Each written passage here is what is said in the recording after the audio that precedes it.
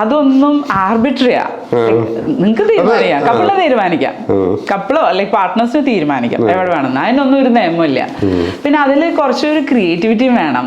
Like ഈ കുറെ ആൾക്കാർ വെറുതെ മിഷണറി പോസ്റ്റ് മാത്രം, അവർ ഈ പെനിട്രേഷൻ മാത്രം ട്രൈ ചെയ്യും.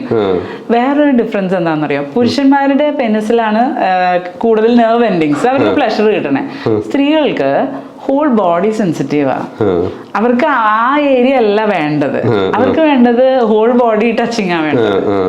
മനസ്സിലായില്ലേ? ആദ്യമേ തന്നെ പോയിട്ട് ബ്രസ്റ്റിലും ഇവിടെ തൊടുമ്പോ പെണ്ണുങ്ങള് എത്ര വർഷം അറിയാവുന്ന ഭാര്യമാരാണെങ്കിൽ അൺകംഫർട്ടബിളാ. അത് അറൗസൽ കഴിഞ്ഞ് ലാസ്റ്റ് സ്റ്റേജിൽ മാത്രമേ ആ ഏരിയ ടച്ച് ചെയ്യാൻ പാടുള്ളൂ.